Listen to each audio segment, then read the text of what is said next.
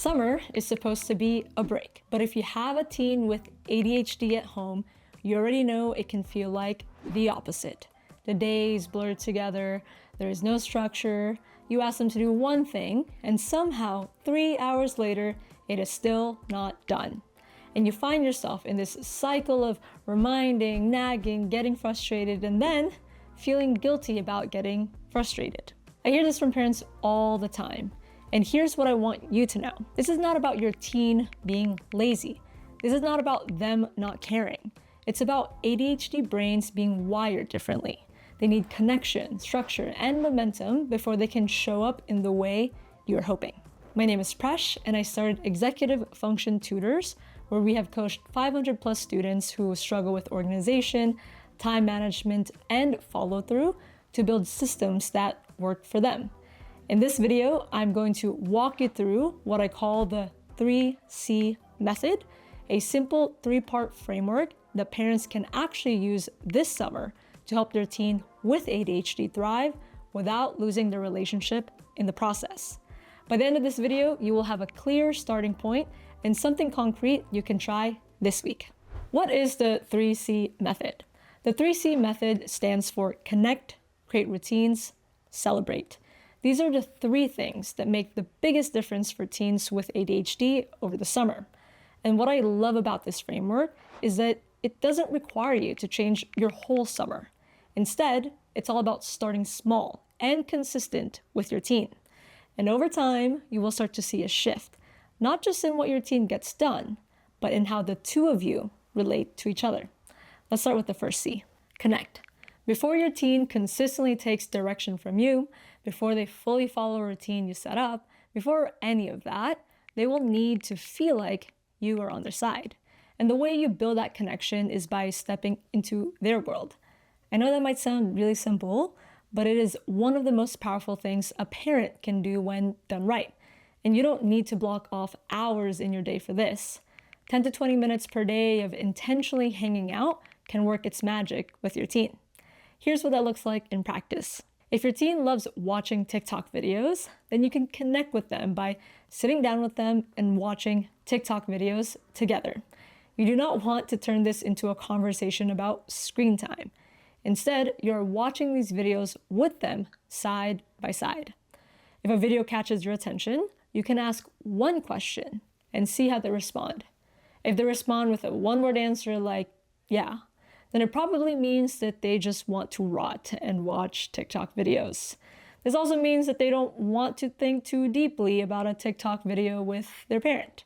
If you get that reaction from your teen, then you need to pause asking questions and focus on just watching TikTok videos with them. Now let's say that your teen loves playing video games.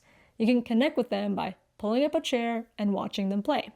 When there is a quiet moment, like their video game characters just running around and it doesn't look like they're pressing a bunch of buttons or heavily clicking that mouse, then ask them what the game is about.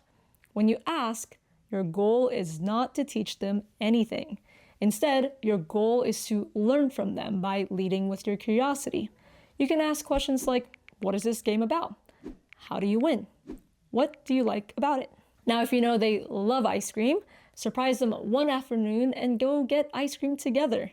You don't want to have a hidden agenda here. You just want to hang out with your teen.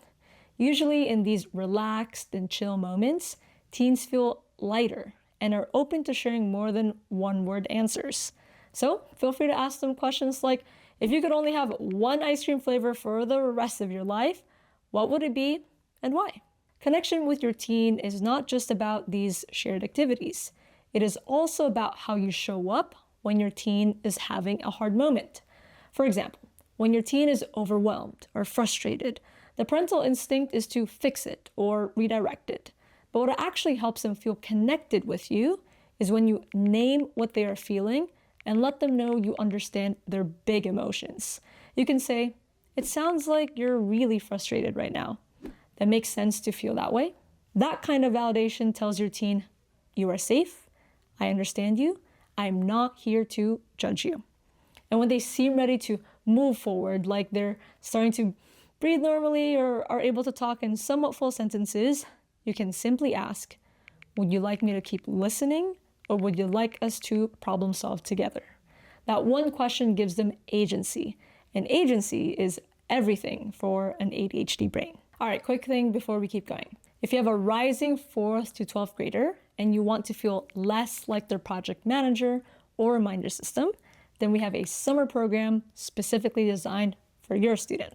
We coach students with ADHD who struggle with organization, time management, and follow through to build systems and routines that work best for their brains so they feel more confident and independent by next school year. Summer program enrollment closes this June 28th, and we only have 20 spots remaining. The link is in the description. Okay, back to it. The second C is create routine. And this one is where I see parents carry the most guilt. Because here's what usually happens. You ask your teen to do something simple like clean the room, put their dirty dishes on the sink, start their summer reading, or put their clothes in the laundry bin. And none of them gets done. So you remind them. 1 hour later, you remind them again. And by the third time, you are not calm anymore. So you raise your voice without really meaning it. So then your teen gets defensive. And now both of you are frustrated. And nothing got done anyway. Then later that night, you find yourself thinking, why is this so hard? My teen is in high school. They should know how to do these things by now. What's going to happen to them when I'm not there to remind them? That thought of what happens when I'm there is one of the most common things parents share with us. And it comes from a real place of love and fear. Here's what I want you to know. That cycle of reminding, feeling frustrated, and reflection is not a parenting failure. And it is not a character flaw in your teen. For teens with ADHD, routines do not happen automatically. They have to be built intentionally, step by step, with support. And summer is actually the perfect time to build them because there's less pressure, more flexibility, and room to start small. So here's how I recommend approaching it with your teen. Start with a conversation. Tell your teen, I need your help this summer. What do you think you could do to make things easier for everyone at home? Your goal is to let them come up with ideas. When teens co-create the plan, they are far more likely to follow through on it. Now, fair warning, some teens will look at you and say, I don't know, or just shrug. That is not resistance. It means that they genuinely do not know how to answer that question yet. If that happens, offer them 2 options and let them pick, like, would it be easier to put your dishes away after meals or make your bed in the morning? Give them something concrete to react to. That is usually enough to get the conversation moving. After that, start very small, like really small, and pick one thing. Maybe it's just putting their dishes in the sink after meals. And then that's it, just literally that one thing. And then you want to give them a week to let that habit become automatic before adding anything else. Here's where a lot of parents get discouraged though. Your teen agrees to do that one thing, and then a few days in, they are not doing it. And then you are back to reminding them again. And it starts to feel like nothing has changed. If or when that happens, here's the reframe I want you to hold on to. Your teen's inconsistency is not failure. It is part of the process. A teen with ADHD brain does not build habits linearly. It builds them in starts and stops with support over time. Your job in this phase is not to enforce. It is to gently redirect without making it a big moment for both of you. Something like, hey, dish. That's it. No lecture, no frustration in your voice if you can help it. Just a quick, low-stakes prompt. With time, once they consistently do that one thing with less reminding from you, then you build from there. You can try creating a simple visual list together of household chores.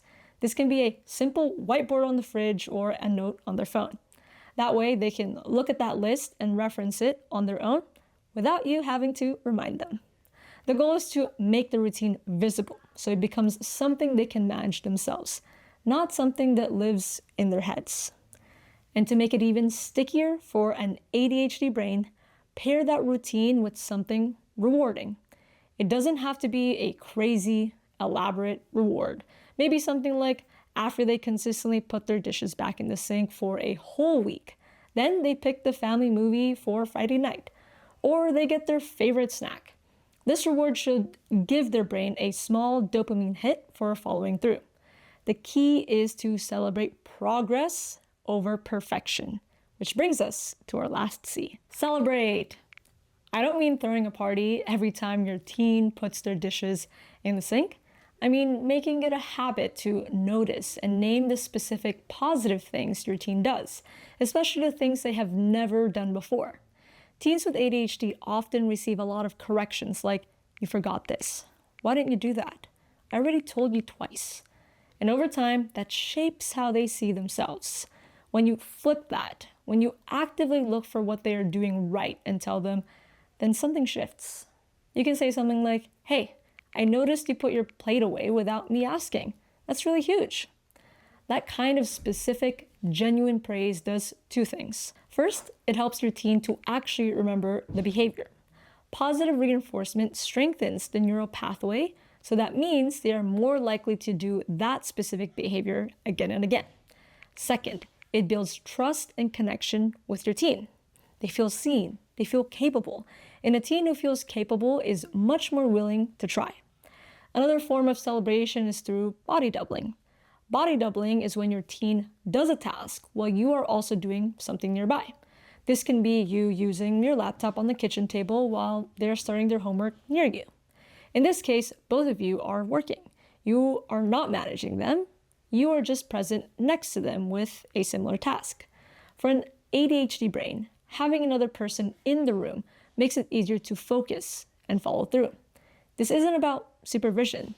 It's actually about shared energy. Okay, I want to close the framework by telling you what I have seen happen when parents apply the 3C method. The transformation is not just in the teen. It is in the parent too.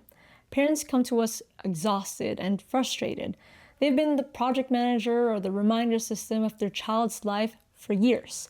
And underneath all of that frustration is often a belief of, "My teen should already know how to do this. They should be more responsible by now. They shouldn't need this much support." However, when parents start connecting, creating a routine, and celebrating their teen, then that belief also starts to shift. They start to see, "Oh, this isn't my teen's character flaw. This is a skill that takes time to build." And then they stop compromising their relationship with their teen in pursuit of that outcome. Instead, they get both progress and connection. That is what the 3C framework is designed to do. Now that you have the 3C method of connect, create routine, and celebrate, then the next thing most parents run into is this. "I know what my teen should do this summer, so next year is easier, but I don't know how to get my teen to actually buy into it."